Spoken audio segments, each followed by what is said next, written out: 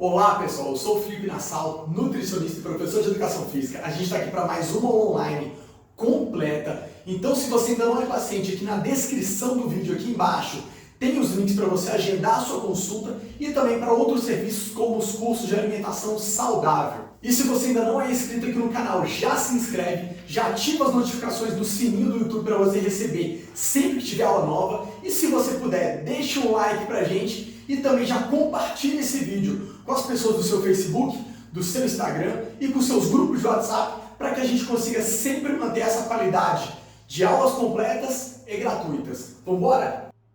E um agradecimento especial para a Islaine Oliveira, psicóloga clínica e especialista em comportamento alimentar, que me ajudou na construção dessa aula. Esse aqui é o Instagram dela, psicóloga Islaine Oliveira, e nos créditos vai ter os contatos dela aqui também. E essa é a continuação da aula sobre comportamento alimentar, parte 2. A gente vai falar agora sobre gerenciamento de desvios, auto-boicote, abandono e sobre ferramentas para evitar comportamentos indesejados. E para um bom entendimento da aula de hoje, é importante ter assistido a parte 1 dessa aula de comportamento alimentar, onde a gente falou sobre geração de rotina, que envolve compra, organização, escolhas, sobre estratégias e conceitos de concentração, sobre a importância de fazer uma imersão bem feita, sobre a importância de mastigar o alimento e perceber o sabor para poder se conectar com o alimento, assim como o compromisso com o trabalho e com as consultas, e também sobre o gerenciamento das prioridades. E retomando alguns pontos da aula 1, não tem como a gente fazer um bom trabalho de rotina alimentar e gerenciamento dos desvios da rotina sem o exercício fazer parte da sua vida, parte da sua rotina. Por quê? Retomando alguns pontos da primeira aula, ele promove redução da ansiedade por efeito direto nos seus neurotransmissores. Ele também tem um efeito direto sobre a qualidade do seu sono. E como a gente já explicou, a qualidade do sono tem uma importância sobre o controle da saciedade da fome e também sobre a escolha da qualidade do que você vai comer. E o próprio exercício tem um componente fundamental que é ajudar a instalação da disciplina em relação aos seus horários, em relação aos seus dias, em relação também àquela sensação de tarefa cumprida, ou seja, você vai entrando no ciclo virtuoso e se sente mais autocompetente e acaba fazendo melhor em outros eixos da sua vida. Além disso, ele te ensina a aprender a se esforçar mais pelas coisas e tolerar um pouquinho mais de desconforto. Então, esse desenvolvimento todo aqui do campo mental, ele é importante tanto para a instalação da sua rotina alimentar, quanto para um bom gerenciamento dos desvios, sem exageros. Então, não faz muito sentido você perguntar qual que é mais importante. É importante que você cuide de todas as variáveis que compõem sua saúde. E para uma melhor compreensão dessa aula, assim como todas as outras do canal, é legal que você tenha assistido as 3 aulas base. 1 sobre alimentação, 2 sobre exercício físico e 3 sobre sono. E entrando então agora na fase 2 da aula, aqui em roxo, vamos entrar também na fase 2 de comportamento alimentar. Então, passei a primeira fase ali, que nos primeiros 21 dias eu fiz uma imersão melhor, tive dificuldades, solucionei algumas dificuldades sozinho, as outras dificuldades eu solucionei na segunda consulta. Eu particularmente gosto que a segunda consulta fique entre a 4ª e a 6ª semana de trabalho, porque o paladar já está mais bem adaptado, o paciente já encarou a realidade do jeito que ela é. Se ele fez um bom trabalho, o resultado também já apareceu e a gente consegue planejar com mais precisão. E ele já sabe o que é possível fazer e o que não é possível fazer. E essa real meta de adesão já está mais clara. O problema é que na hora que eu vou tirar o paciente da imersão, para ele aprender a comer alimentos menos saudáveis, não tem mais como, não tem regra pronta, não tem como eu fazer isso ficar automático. Ele vai ter que pensar bastante. E isso, como a gente já viu, dá trabalho. Então, quando eu pego aqui os conceitos do modelo transteórico, tirando os pacientes que não estão dispostos ou que não estão a fim de fazer direito, que é uma outra forma de trabalhar, ou seja, falando só das pessoas que estão preparadas para fazer um bom trabalho, que estão decididas a fazer, chegou na primeira consulta, eu defino um porquê, trabalho meta de curto prazo, vou dar um foco na tarefa, não vou dar autonomia demais, porque a gente viu que opções demais pode ser contraproducente e eu vou construir um comportamento. Então, a partir do momento que o meu paciente já está aí pelo menos há um mês em ação, eu vou começar a desenvolver autonomia nele, não a da manutenção. Mas eu vou dar metas agora de curto e metas de médio prazo. Eu vou ser um pouco mais rigoroso na avaliação e vou dar mais coisas para ele perceber, para que ele faça melhores escolhas, para que ele desenvolva esse autoconhecimento de metas e de capacidade, para que ele chegue num ponto de manutenção, onde ele consegue fazer um bom trabalho com muito menos auxílio do profissional, para que a gente possa realmente desenvolver metas de longo prazo e de resiliência. E lá na frente a gente fala de como lidar com um paciente que não está preparado.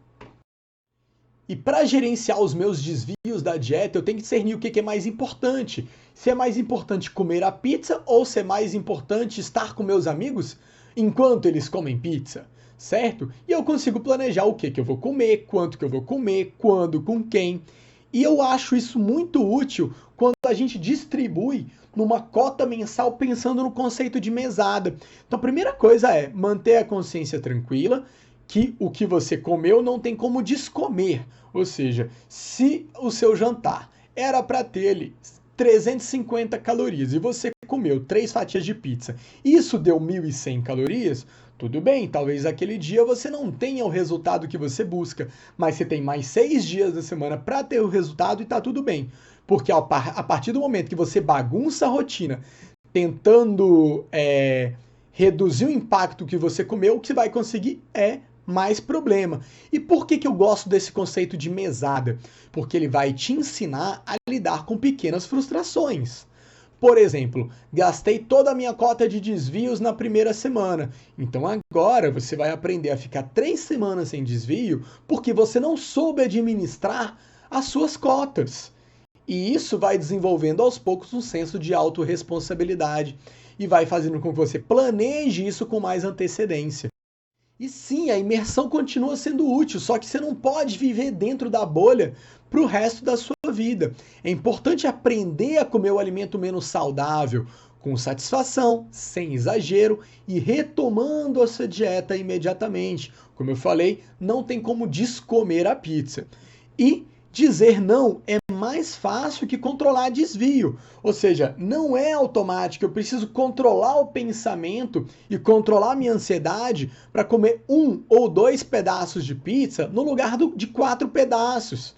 Então, pensar dói e leva tempo. E como eu falei, quando você está começando alguma coisa, é bem normal que você erre mais do que planejou no início, até você desenvolver essas habilidades e essas competências. E para fazer um bom gerenciamento dos desvios, eu preciso primeiro caracterizar a natureza dos desvios, seja uma pizza, um hambúrguer, um bolo, um pão de queijo e por aí vai. Normalmente, a maioria deles vai ser muito calórico, ou seja, eles vão ter muitas calorias em poucos gramas de alimento e normalmente serão pobres em proteínas, fibras, vitaminas e minerais. Eles são pouco nutritivos, porém muito calóricos. Então, quando eu consigo consumir uma entrada, seja em casa ou no local, por exemplo, vou sair para comer uma pizza, e aí eu chego na pizzaria e peço uma saladinha de vegetais crus com frango desfiado ou com atum, ou então tomo um shake de whey protein batido, com beterraba antes de sair de casa. Então, aumentei as fibras, os minerais, coloquei um pouquinho de proteína, já cheguei com bem menos fome.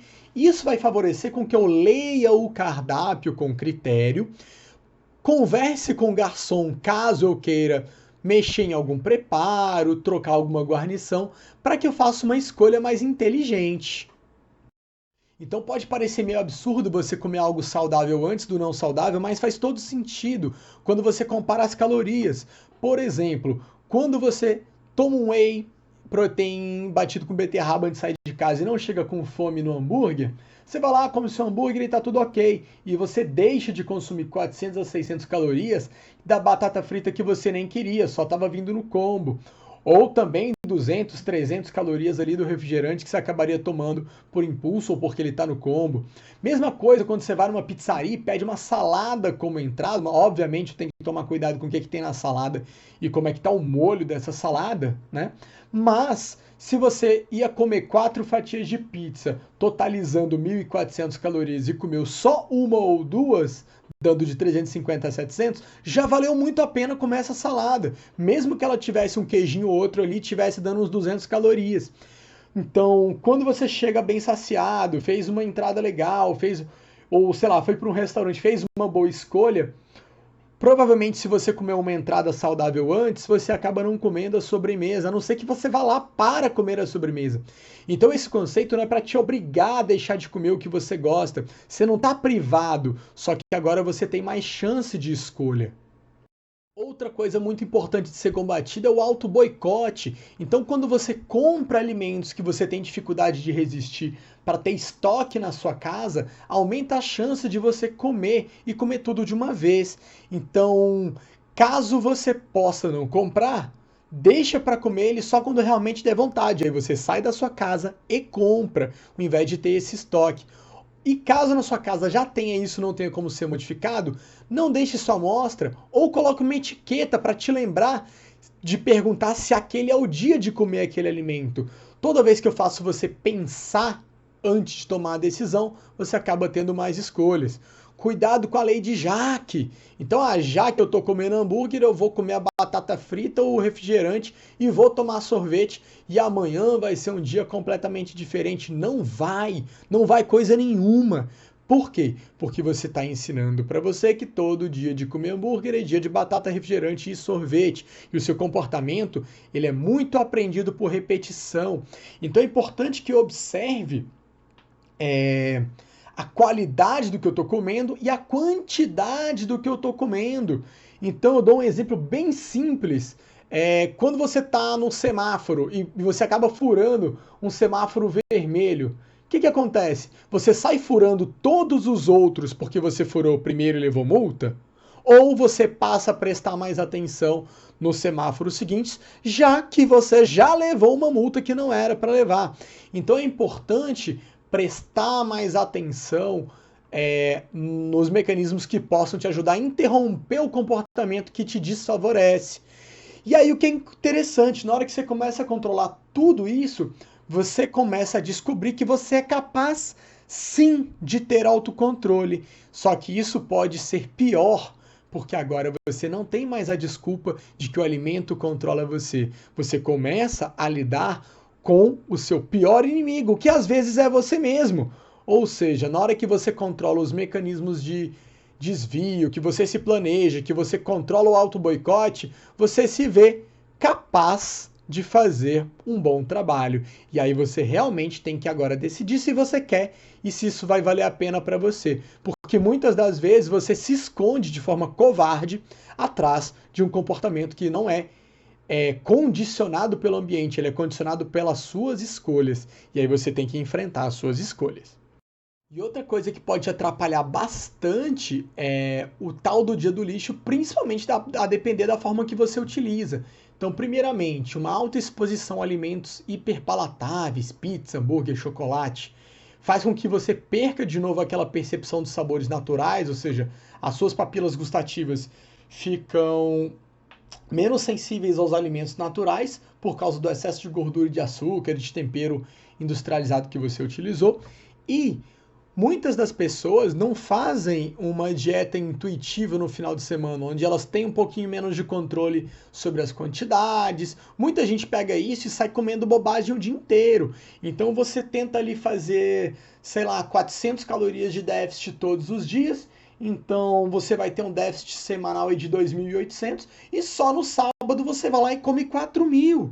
Então é bem possível, a depender da forma como você usa o tal do dia do lixo, que ele cause mais compulsão e que ele não te ajude a obter os resultados que você tem.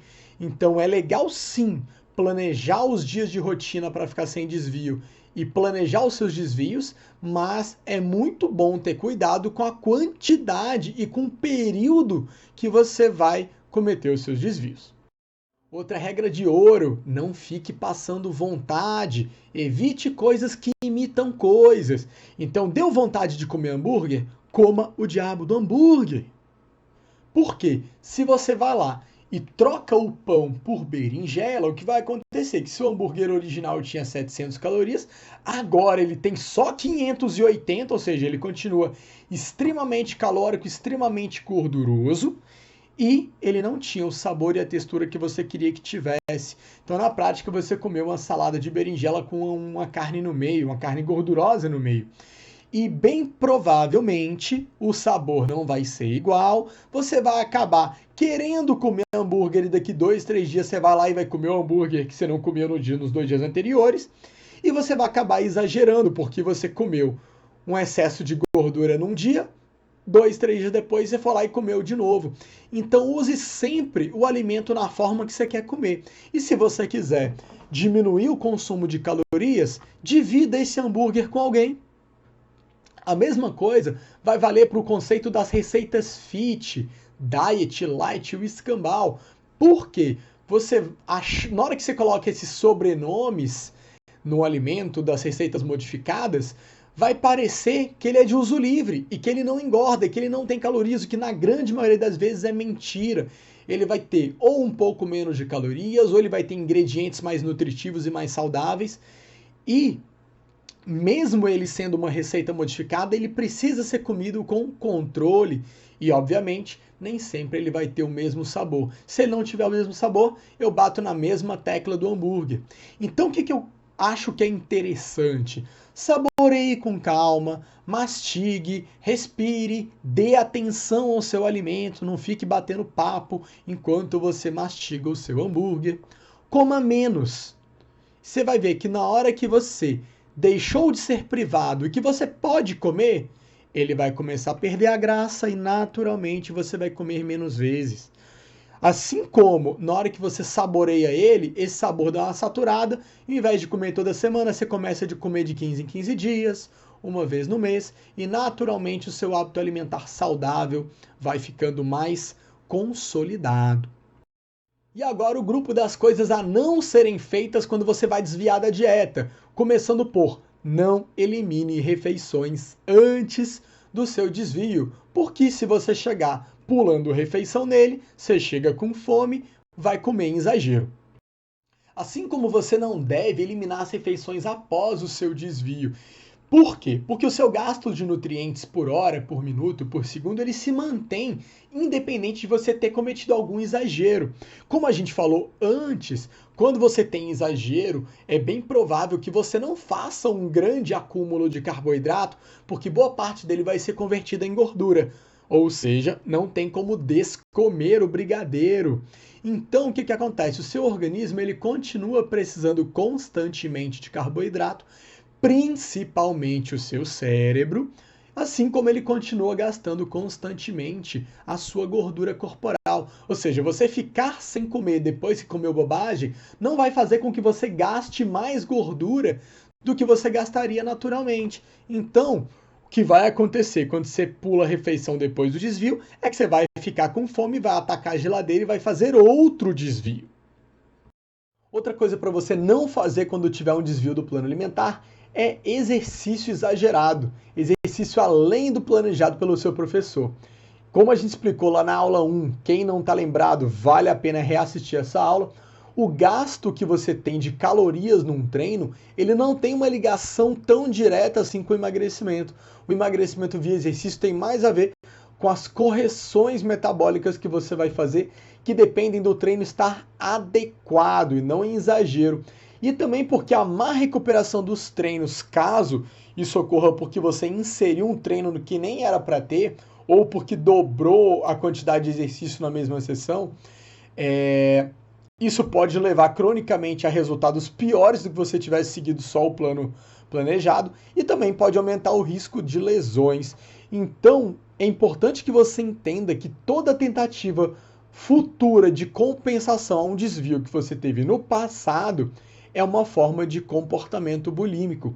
Então, a gente se engana quando a gente acha que bulimia tem só a ver com purgação, com você promover vômitos. E, na verdade, o comportamento bulímico tem mais a ver com essa sensação de culpa, onde você enfrenta uma punição, uma autopunição por conta de um desvio que você teve. Então, como a gente comentou, volte à sua dieta como se nada tivesse acontecido, cumpra os seus treinos planejados porque eles são importantes, durma bem e as coisas vão voltar ao normal. Porque, como a gente falou, não tem como descomer o que você já comeu. E se após um desvio você sente esse sentimento de culpa e chega a ter pensamentos bulímicos, como no caso mais extremo de vomitar o que você comeu, ou então se você chega a ter pensamentos de parar de comer para não ter esse tipo de comportamento, para que você não sinta a culpa e não tenha por causa da culpa essa vontade de fazer uma autopenitência posterior, só o fato de você ter esses pensamentos, eu acho que já cabe uma análise mais aprofundada tanto na psiquiatria quanto na psicologia. Por quê? Porque essa forma de pensar não é sadia. Então a gente sabe que a bulimia e a anorexia geram problemas graves no sistema digestivo, que elas geram doenças carenciais muito importantes. Porém, antes de tratar isso, a gente tem que tratar a sua cabeça. Então, se isso está acontecendo, é muito importante que você busque ajuda urgentemente. Independente da natureza do desvio, o mais importante é que você retome rápido. Então, caso você tenha planejado seu desvio e tenha saído tudo como planejado dentro do desvio, se você organizar a retomada, deixar as refeições seguintes mais organizadas, fica muito mais simples a sua vida. Porém, se você exagerou ou se for um desvio que você nem tinha planejado, se questiona, você fez o seu melhor, você se distraiu, você não se organizou, o que aconteceu? Como que você vai fazer da próxima vez? Quando exatamente vai ser a próxima vez que você vai desviar? Então, quando você se antecipa, fica sempre mais fácil. E quanto tempo demora para isso ficar automático? Depende. Por exemplo, quando eu falo da rotina, em 3 a 6 semanas, se você se organizar e se antecipar da forma como eu coloquei aqui na aula, provavelmente isso aqui fica bem automático. Transporte, preparo, armazenamento. Quando eu falo dos desvios, é um pouco diferente, porque eu estou falando de pessoas diferentes, com graus de organização e antecipação diferentes, com motivações diferentes e, naturalmente, os desvios no início saem de controle porque as tentações ainda são mais tentadoras. Mas em consultório, eu uso uma ferramenta que é um relatório na forma de calendário, que ela ajuda a gente a ter mais controle sobre os desvios, porque ele auxilia tanto o paciente quanto o nutricionista a analisar as falhas, analisar os planejamentos, ver se a rotina está aparecendo progressivamente ou se ela está piorando com o tempo, se o tamanho dos desvios está melhorando ou piorando com o tempo.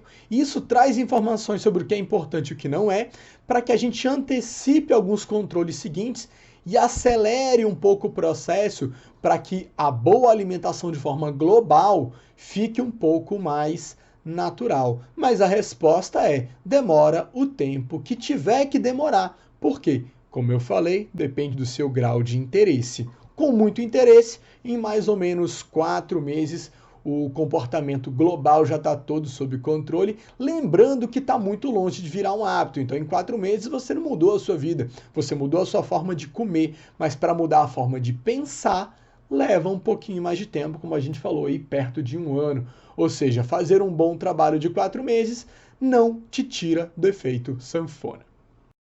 E para mudar minha forma de pensar, eu preciso fazer atribuições corretas aos meus fracassos, aos meus erros. Ou seja, em vez de ficar em casa chorando em posição fetal, pagando de vítima, você pode buscar as causas dos erros para refazer o seu planejamento. Lembrando que eu não posso comparar indivíduos diferentes, situações diferentes. Por exemplo, você não fez o seu lanche da manhã das 10 horas da manhã. Exemplo 1. Esqueci o lanche em cima da mesa de casa. Para isso, você precisa de um checklist. Não fiz o lanche da manhã porque ele ficou na mesa do trabalho na minha frente e eu estava trabalhando. Talvez você precise de um alarme ou de um lanche diferente que seja mais fácil de fazer na sua mesa, que não suje sua mão, por exemplo. Então, esse planejamento, esse acompanhamento feito pelo profissional, ele ajuda a acelerar todo o processo desde que você colete e traga os dados de forma adequada para o profissional. Da mesma maneira que as atribuições de sucesso ao excesso de competência, elas trazem um relaxamento que fazem essa rotina sumir aos poucos também. Então, atribuir o sucesso às causas dos acertos e não a uma condição inerente à pessoa é bem importante. E também não comparar você com o seu vizinho, com a blogueira que você segue e por aí vai. E para fazer essas análises de forma calma, eu preciso controlar o meu estresse porque ele também altera o comportamento e a fome, e dependendo do grau ele pode até afetar o resultado. Então você tem que ter rigor, atenção, precisão, tanto para escolher os alimentos nutritivos, quanto para escolher o quando e o quanto dos calóricos, mas é importante mesmo que você tente acertar mais e fazer o melhor que você pode para aquele momento e gerar esses dados para que essas análises dos dados permitam com que você evolua, ou seja, que no mês que vem você esteja melhor do que no mês passado e por aí vai. Então, como a gente tem falado, desviar é natural e é desejável, desde que feito de forma consciente. Só que eu preciso agir de forma natural.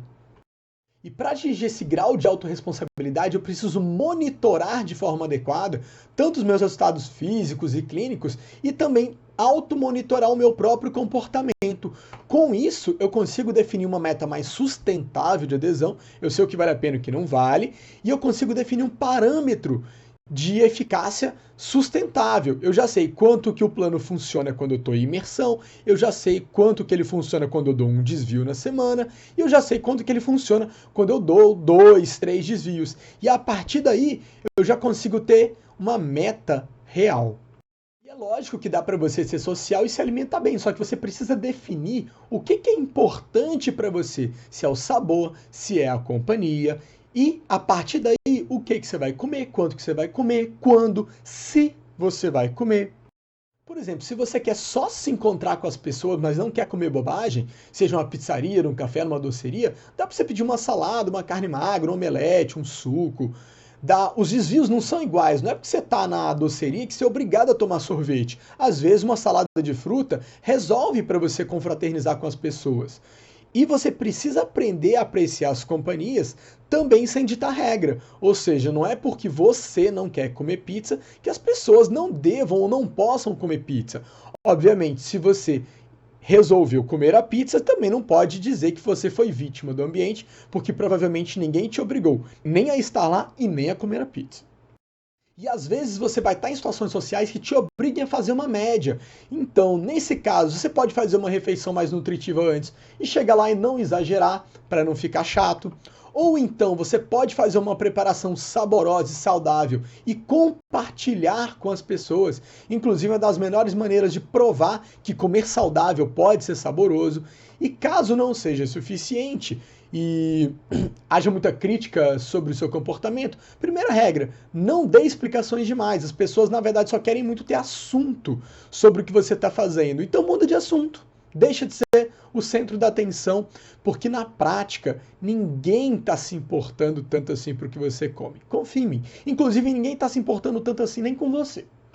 E esse trabalho precisa ser individual porque você tem as suas particularidades e o ambiente pode estar te ajudando ou não estar te ajudando. E caso ele não esteja, você vai ter mais trabalho e vai precisar de mais apoio. Então, claro, você não é obrigado a nada, mas você também não é obrigado a copiar os outros e você não é obrigado a satisfazer expectativas alheias, mas você precisa definir com clareza o que você quer para a tua vida. E uma forma para diminuir o desconforto da mudança de comportamento é aumentar o seu lazer saudável, obviamente, na hora do lazer. Aumentar as idas a parques, prática de esporte, cinema, teatro, leitura, restaurantes com boas opções de cardápio, para que isso entre em competição pelo tempo com o lazer que era destinado à gordura, ao açúcar, às farinhas, às massas, ao álcool e também se reaproximar de pessoas mais saudáveis, para que você tenha também como recorrer a recursos sociais que não te levem o tempo inteiro para as recaídas. Então, sim, você vai ter que fazer alguma revolução individual. E para a gente poder começar a chamar isso de hábito, isso leva aí de 5 a 6 meses. Então, vai dar um trabalhinho, vai doer um pouquinho, mas se você usa as ferramentas corretas, fica um pouco mais possível de ser colocado em prática. Lembrando que o excesso de conforto também não é algo legal para você. Por quê? A partir do momento que você fez uma imersão, automatizou a rotina, você já gosta do saudável, o paladar está equilibrado, os desvios não são essenciais, você já viu melhorar na saúde, sistema digestivo, no corpo, no sono, está raciocinando melhor, está produzindo melhor. Beleza, só que na hora que você chega nessa zona de conforto, que é exatamente nesses 5, 6 meses, onde você começou a chamar de hábito, o que acontece? Você começa a prestar menos atenção, começa a ter mais desvios e um desvio leva ao outro.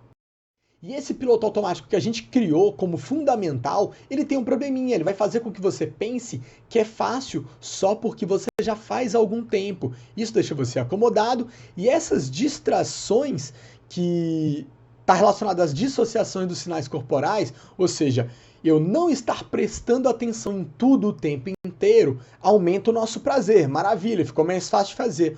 O problema é que isso acaba gerando uma desatenção no cumprimento de tarefas, então aqui a gente começa a ter algumas recaídas. E vai chegar um momento que eu preciso definir uma estratégia para a minha própria zona de conforto, para evitar aquele efeito sanfona indesejado, ou seja, eu posso querer apenas manter o resultado que eu conquistei, ou eu posso reduzir um pouco a velocidade e andar um pouco mais devagar, mas a partir do momento que eu iniciei o meu hábito, eu preciso aprender a migrar com velocidade da minha estratégia de manutenção padrão para uma possível imersão, quando eu queira focar um pouco mais, e também quando eu vou destinar para ter pequenas pioras controladas. Afinal, eu já tenho uma experiência do problema, eu já sei exatamente o que causa o problema, eu já sei solucionar, e eu já tenho automático o meu sistema de rotina e de desvios, desde que eu não tenha pulado as etapas de trabalho.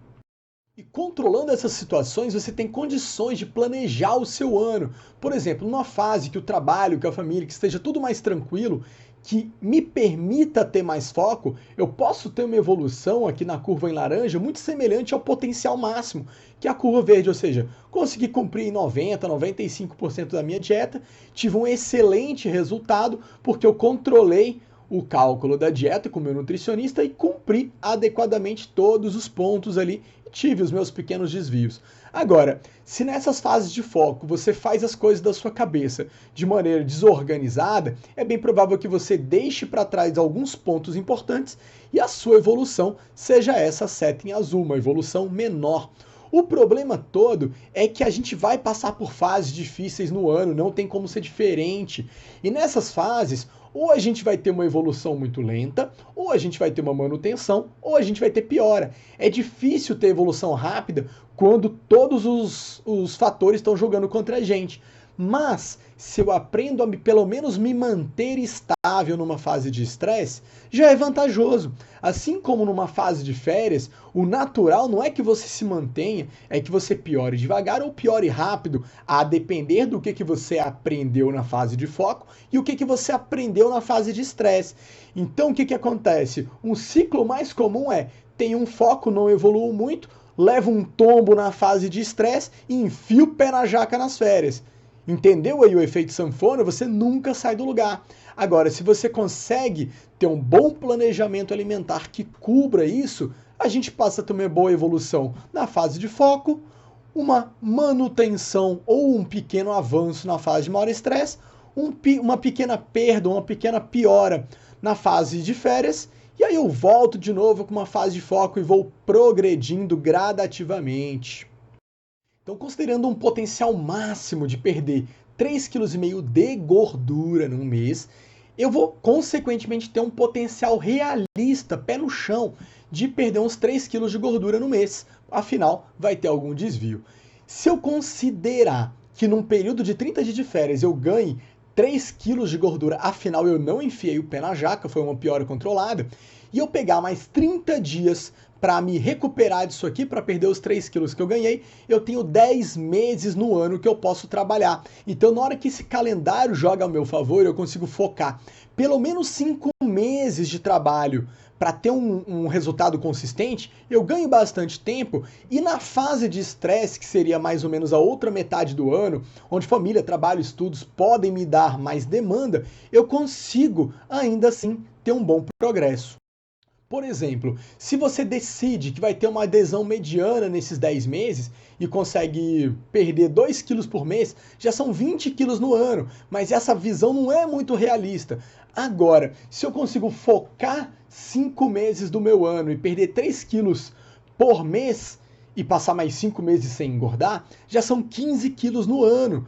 Qual foi o último ano que você fez metade disso? Quando foi que você perdeu 7,5 quilos no ano e se manteve estável? Ou melhor, qual foi o estudo científico que você já leu que durou um ano e as pessoas perderam 15 quilos de gordura? Pois é, a gente precisa mexer nessa estratégia de adesão. E aquele primeiro cenário de perder 20 quilos, ele foi desconsiderado porque em termos de adesão, ele é bem pouco realista, mas também porque ele ignora os conceitos de termogênese adaptativa. O que é isso? É nada mais que o seu corpo passar a gastar menos calorias porque você está aplicando uma dieta com déficit calórico, uma dieta de emagrecimento.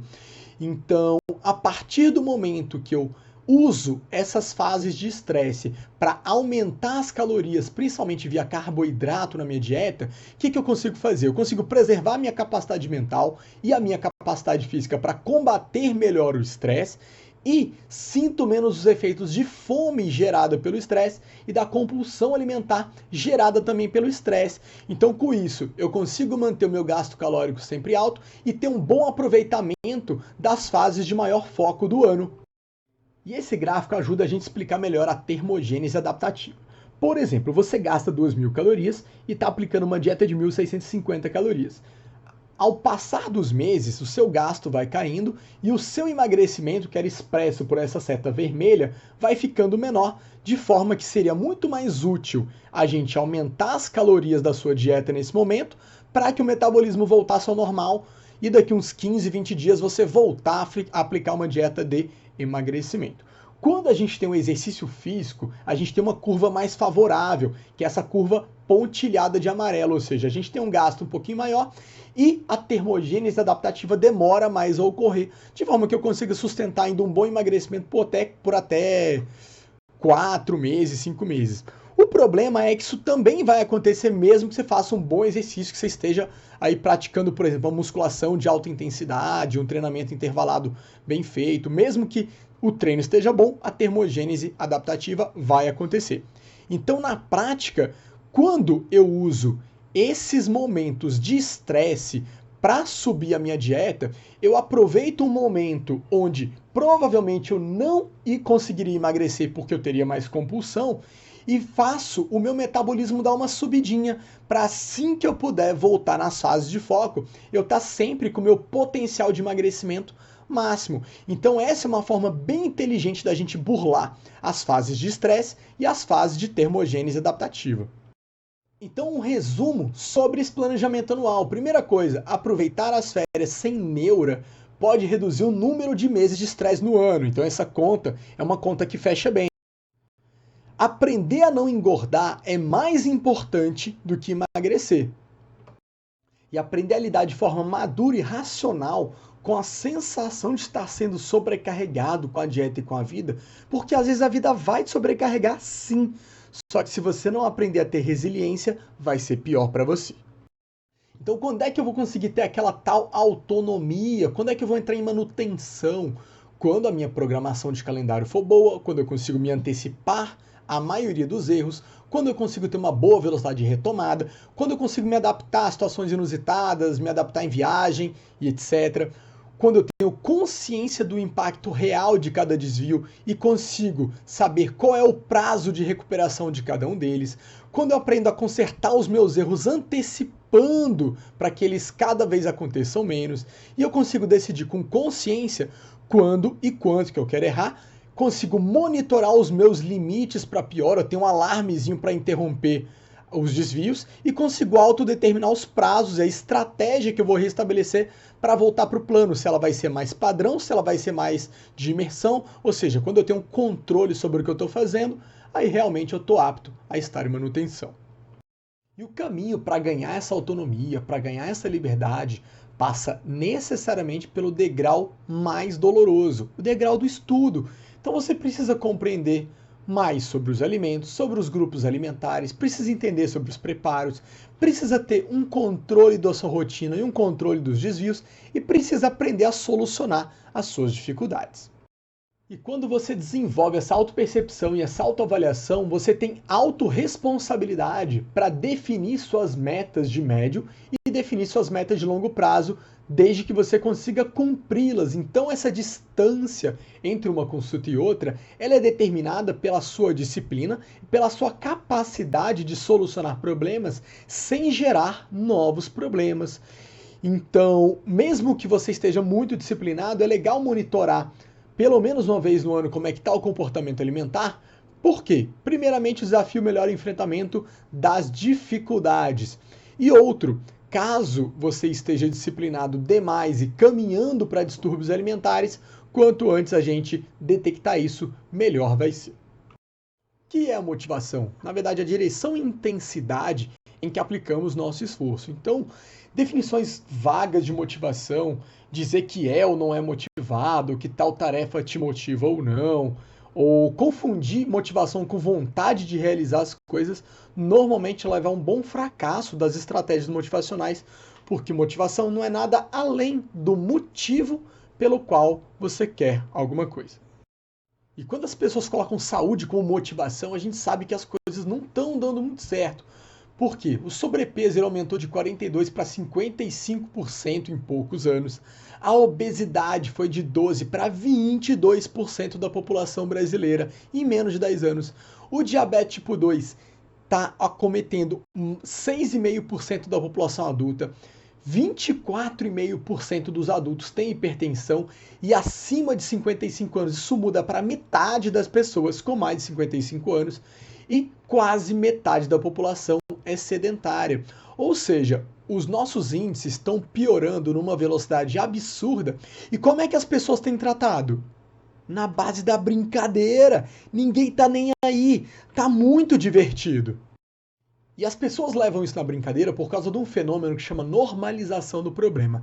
Se eu vejo 2 a cada 10 pessoas na rua obesas, e essas pessoas estão andando na rua, elas não estão morrendo na rua, eu começo a achar que não é tão problemático, que não é tão perigoso assim eu não tratar a obesidade. E aí o que acontece? Eu começo a ter uma série de narrativas onde o exercício, alimentação e sono são coisas para deixar sua bunda mais bonita, sua barriga mais bonita e o seu braço mais bonito. E aí eu posso entrar numa narrativa que beleza é individual, blá blá blá blá blá blá, e aí a gente acaba descuidando da saúde.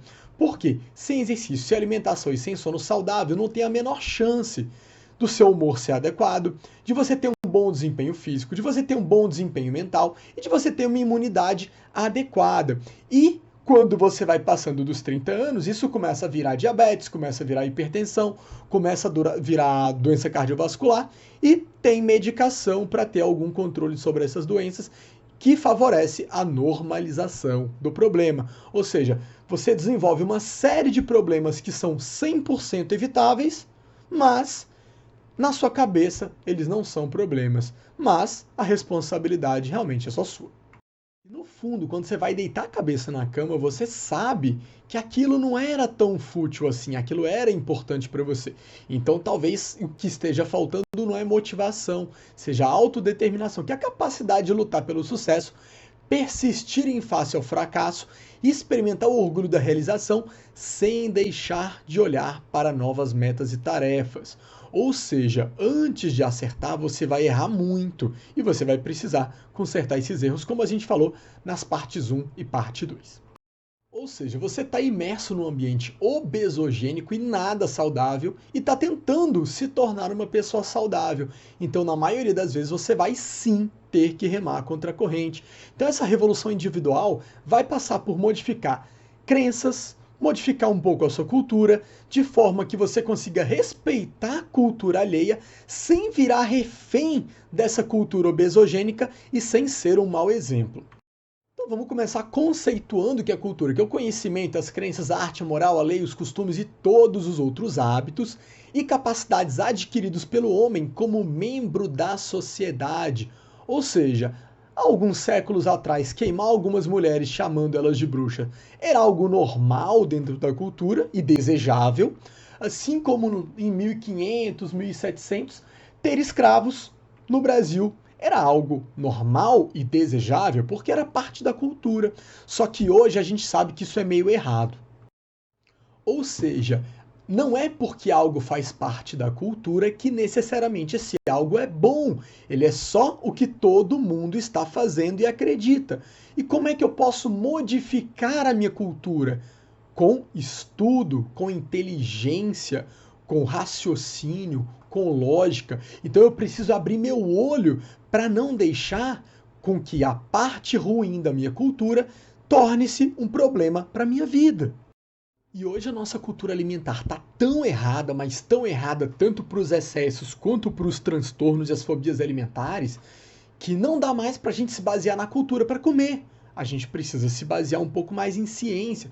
Então toda vez que você inicia um plano alimentar, todo mundo vai dizer que você está exagerando. Então é importante que você faça uma autoanálise, porque tá tudo tão errado, mas tão errado, que é bem provável que você nem esteja fazendo certo, você esteja fazendo mais ou menos. O mais ou menos está tão distante do que está todo mundo fazendo, que para ele está exagerado.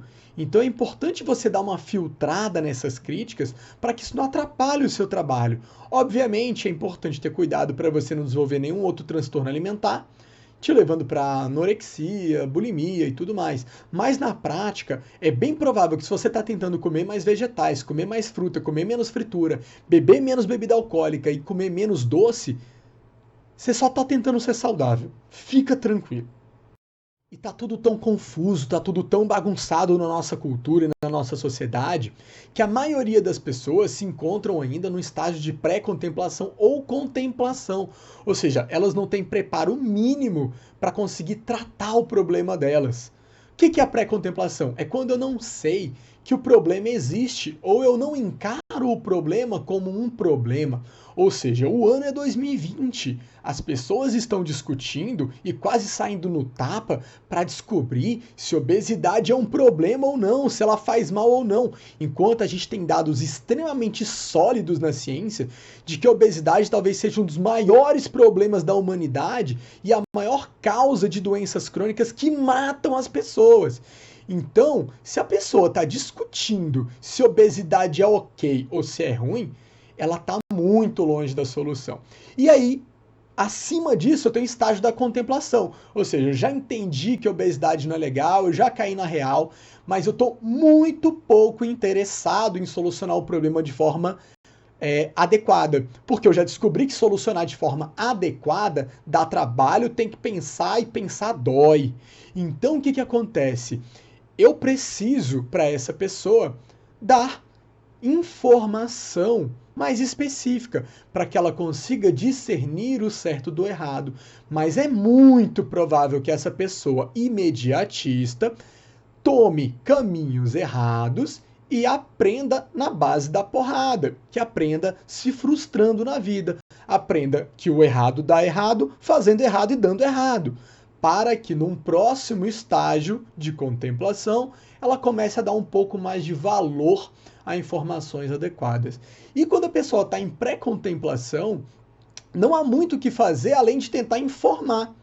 Mas essa pessoa, pela má interpretação da realidade, ela vai encarar a realidade de uma forma meio terrorista. E quando a gente encontra com um paciente em pré-contemplação, normalmente ele não chega no consultório porque ele quis. Ele chega lá porque o médico deu uma bronca ou porque algum familiar que se importa muito com ele, provavelmente mais do que ele mesmo consigo, fez a pessoa estar ali. Então, se você entrega uma dieta pronta, calculada, bonitinha, com a rotina toda organizada, é bem provável que ele pegue essa dieta e jogue no lixo, porque ele vai achar informação demais. Ele vai dizer que é muito complicado, que ele não quer, e se ele não dá conta, é melhor ele nem fazer. Ou seja, ele vai fazer um teatro, vai fazer um drama e não vai adiantar nada, porque ele não vai colocar nada em prática. O ideal para essas pessoas em pré-contemplação é que você faça atendimentos semanais para que ele não fuja do trabalho e crie metas individuais de curto prazo que você vai evoluindo gradativamente, somando uma outra. Então, na primeira semana, você pode ensinar a pessoa a beber 2 litros de água por dia. Na segunda consulta, você pode ensinar ela a comer 3 frutas por dia. E aí você vai somando boas atitudes e boas práticas de higiene para que a pessoa sinta gradativamente as melhoras na disposição, no sono e comece a compreender na prática que se alimentar bem é muito bom para a vida dela. E aí, na hora que chega num momento onde ela está em contemplação, onde ela já está fazendo alguma coisa de bom por ela, aí a gente migra para atendimentos quinzenais e dando metas um pouco mais complexas, até na hora que ele chegar na fase que ele está decidido, que ele está preparado para receber uma dieta completinha. Ou seja, você estar bem disposto a mudar o seu estilo de vida, inclusive sai mais barato para você. E quando você está tentando cuidar legal da sua alimentação, do exercício do sono e se conecta com pessoas em pré-contemplação que não compreendem o tamanho do problema ou as consequências do problema, você precisa enxergar o mundo sob a ótica deles. E qual é a ótica deles? Que cuidar da saúde não é algo importante, não é prioridade. Então, eles estão levando a vida na brincadeira. E se você se estressar tentando explicar o que você está fazendo, tentando explicar a importância da saúde, provavelmente isso vai virar uma discussão, porque na ótica dessa pessoa, ela está completamente certa e você está completamente errado. Então, não adianta querer entrar em discussão. Talvez a melhor saída nessa situação é ignorar o que está acontecendo, levar na brincadeira e deixar a vida apresentar o tamanho do problema para essa pessoa. Pode ficar tranquilo, a vida vai fazer isso. E várias das críticas que você pode receber também virão de pessoas em contemplação, que é aquela galera que quer mudar, mas não tem enfrentamento suficiente, ou está usando a lei do menor esforço, ou está usando ferramentas inadequadas para mudar o comportamento alimentar. E na cabeça dessa pessoa é muito mais confortável acreditar que ela não consegue cumprir um plano alimentar porque é impossível. Porque na hora que você começa a cumprir a sua dieta na frente dela, ela precisa analisar se é falta de esforço, de interesse, se o plano alimentar dela está mal feito, mal estruturado. Porque enquanto você estiver fazendo a sua dieta na frente dessa pessoa, ela se auto-obriga a assinar um atestado de incompetência. Então, para evitar esse tipo de conflito individual, é mais fácil ela criticar você para ver se você para de fazer a dieta na frente dela, porque você fazer a dieta na frente dela incomoda, porque ela tem que se autocriticar. Então, se você quiser migrar para um estilo de vida mais saudável, você vai ter que tolerar o ambiente obesogênico, porque no seu trabalho vai continuar tendo happy hour, bolo e salgadinho. Sua mãe vai continuar entupindo tudo de óleo, fritando tudo e fazendo pão de queijo. Vai dizer que ninguém nunca morreu disso e que a sua família morre de doença cardiovascular por conta do destino e da genética. E as pessoas com que você convive vão continuar gostando de coisas específicas que não necessariamente são as coisas que você gosta. Então você vai ter que aprender a fazer o discernimento de quando que você vai comer bobagem, de quando você não vai. E você também vai ter as suas próprias explicações, né? Não necessariamente justificativas, normalmente são desculpas, para não fazer o trabalho, porque o ambiente não ajuda, a sua semana é muito difícil, quando você está estressado é difícil comer bem, mas no final de semana você também não tem rotina, aí fica difícil sem rotina, e quando você quer relaxar você também não quer comer bem, e até o mais absurdo de todos, dizer que é caro, que na verdade a gente sabe muito bem que não é. E também você vai ter uma série de feriados e eventos durante o ano que vão te dar ótimas desculpas para não fazer o seu trabalho bem feito. Quando você tem dificuldades extremas em colocar o seu plano alimentar em prática, ou seja, emoções muito extremas ou dependências relacionadas a alimento ou comportamento social, ou culpando demais o ambiente, é bem provável que você precise da psicologia e da psiquiatria para tratar esses traumas pregressos que você trouxe para a atualidade. Seja no campo da fobia alimentar, então por algum motivo você ficou com medo da batata cozida, com medo da banana, com medo de comer fruta, ou então pelo que você viu nas aulas e viu que a gente andou engordando muito mais pelo excesso de gordura do que pelo excesso de carboidrato. E aí você fica com medo de comer ovo, com medo de comer abacate, ou até mesmo o medo do não saudável. Lembrando que o não saudável, ele tem espaço num plano alimentar, só que em bem menor quantidade. Então o problema nosso é sempre o exagero. Então quando essas fobias alimentares aparecem, isso normalmente atrapalha o nosso trabalho. Assim como as crenças sem solidez, onde você acha que precisa fazer jejum, onde você acha que precisa fazer uma dieta cetogênica, onde você acha que precisa do low carb. Então toda vez que você vai para um plano muito mais difícil de fazer, é bem mais provável que você se frustre no futuro. Ou também o excesso de indulgência, o excesso de comfort food, você achar que você está o tempo inteiro merecendo comer bobagem. Então toda vez que isso aparece em exagero e a racionalidade, organização, gerenciamento da rotina e o gerenciamento racional dos desvios não está sendo suficiente, é bem importante que você busque com urgência o serviço de saúde mental.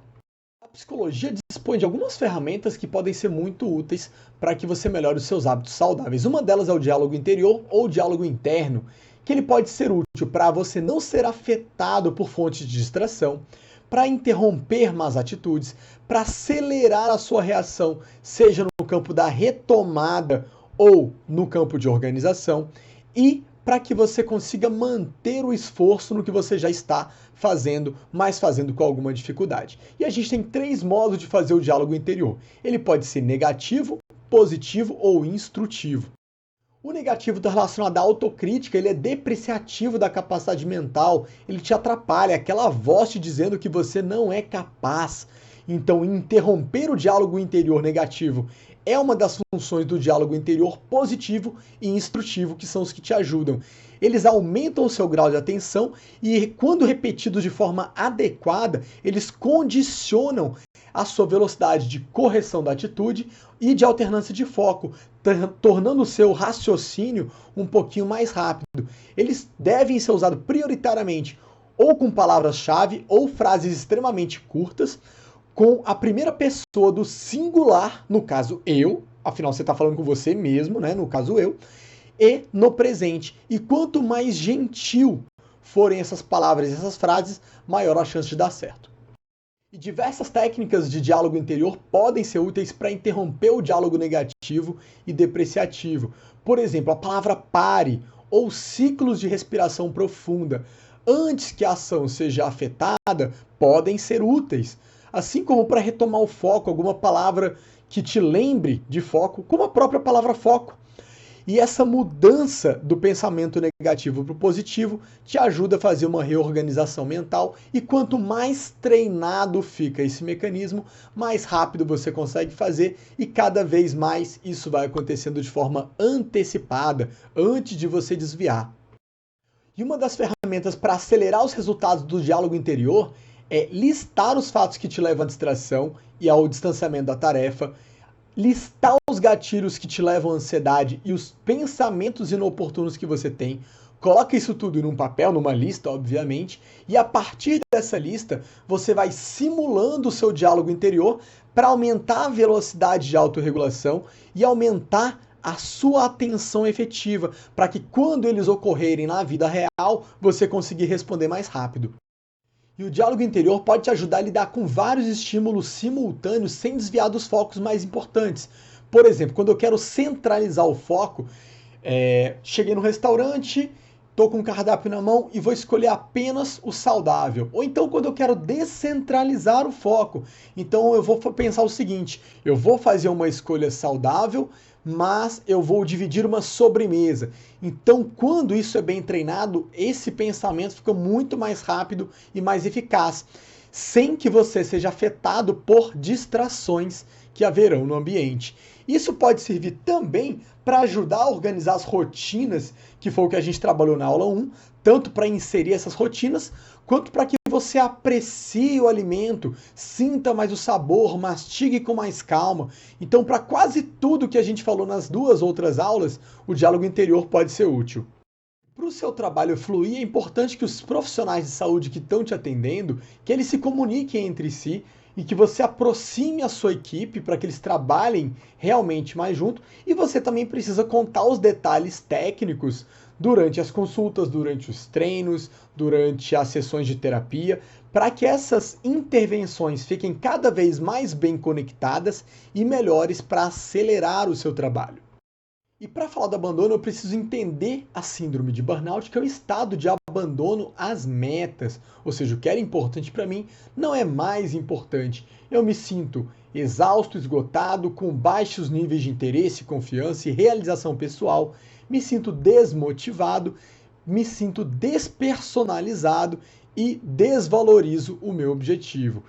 Tenho cada vez menos identificação com a atividade e as metas deixam de ser um motivo para que eu consiga praticar o que eu estava fazendo. E aquela evolução que eu queria antes deixa de ser importante, eu me sinto apático, reduzo os meus níveis de esforço e abandono.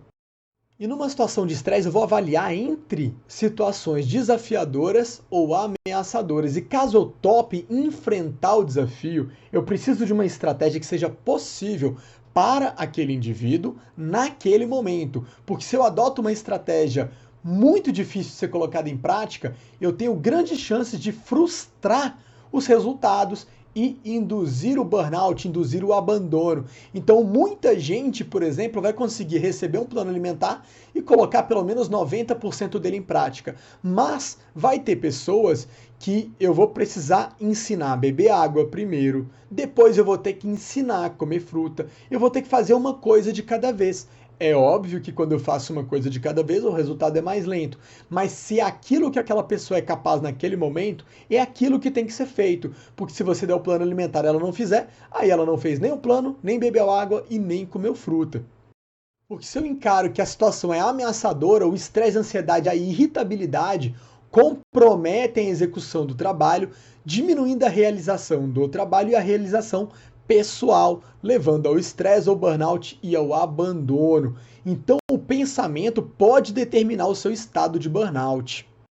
E para a gente evitar o burnout e o abandono, é importante reavaliar constantemente e readequar, quando necessário, se as metas continuam as mesmas do início, se as estratégias que a gente vai usar serão as mesmas ou se ele se sente mais estimulado com estratégias diferentes, se o estado psicológico do paciente ainda é o mesmo, para a gente poder replanejar a rotina, replanejar os desvios, porque sem recreação ele também tende a abandonar.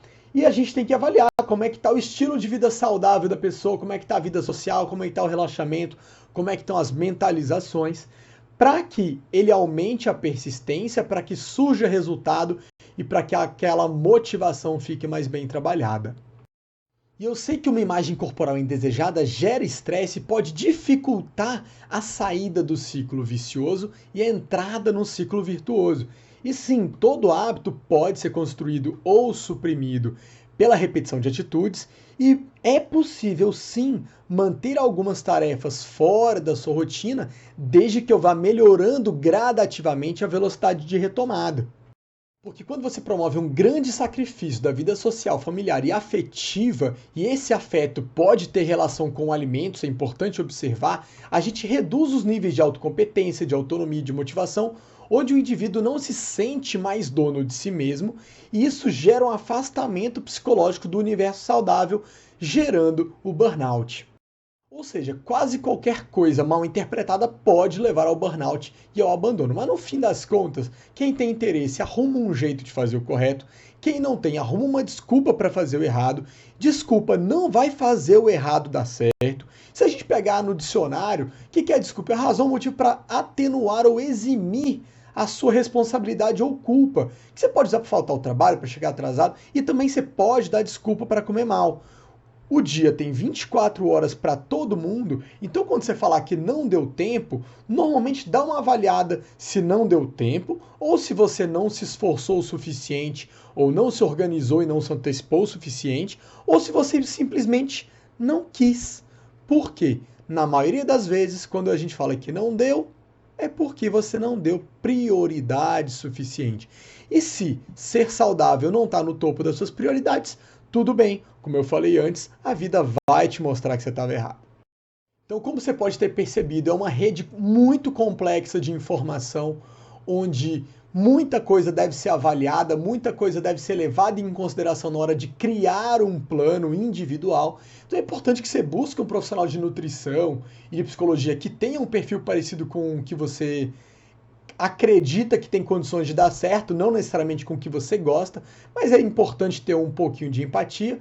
Tem gente que vai se dar melhor um pouco com um perfil mais acolhedor, tem gente que vai se dar um pouco melhor com um perfil mais técnico, mais exato, certo?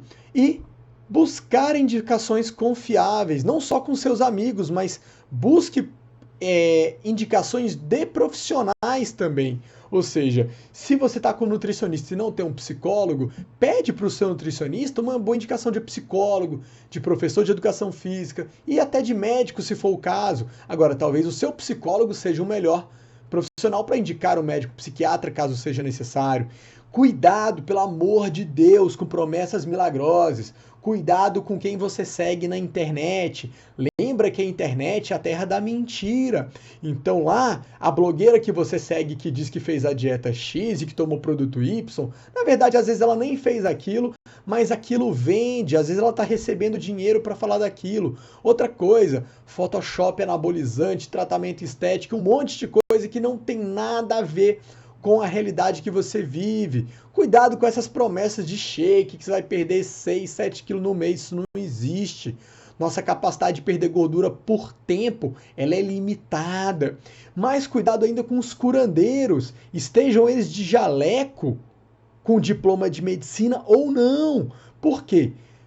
Medicina é com médico, nutrição é com nutricionista, psicologia é com psicólogo e, no caso de você precisar de uma especialidade psiquiátrica, é com médico com especialização em psiquiatria. Pelo amor de Deus, vamos tomar cuidado com falta de profissionalismo, falta de crivo técnico na hora de analisar a sua vida e fazer uma prescrição. Cuidado com dieta de fome, com dieta HCG, dieta do Can, dieta da sopa da cebola. Então, pelo amor de Deus, se você chegou aqui depois de 2 horas de aula, você tem que, no mínimo, não precisa nem ter gostado da aula, mas você precisa sair daqui com uma visão mais clara do que acontece com a nutrição. E cuidado com um comportamento imediatista que vai fazer você encher os olhos quando você vê as palavras revolucionário, método inovador, secreto, moderno, nunca antes visto. Tudo isso vai fazer você comprar provavelmente algo que não vai te ajudar e que vai fazer mal para você. E cuidado também com esses falsos gurus da longevidade, porque eles vão te passar para trás. Então, ao invés de cortar o carboidrato por 6 dias, tenta fazer boas escolhas alimentares por 2 meses. Antes de se matar 2 horas no primeiro dia de academia, tenta treinar bem 2 a 3 vezes por semana, meia horinha, 20 minutos ali, sem faltar por 2 anos. Em vez de ir para um retiro espiritual, tenta meditar 5 minutos por dia. Você vai ver que o básico bem feito ainda é o que funciona. Bom, espero que você tenha gostado dessa aula. Caso você tenha gostado, aqui na descrição do vídeo ficam os links para todos os serviços que eu presto para agendar consulta, para os cursos online. Então, se você gostou, não deixe de compartilhar no seu WhatsApp, com seus grupos de amigos, no seu Facebook, no seu Instagram, porque isso é o que mais ajuda a gente a manter esse trabalho com essa qualidade e gratuito. E se você ainda não é inscrito no canal, já se inscreve logo e ativa as notificações para você receber sempre que tiver aula nova. Um abraço, muito obrigado!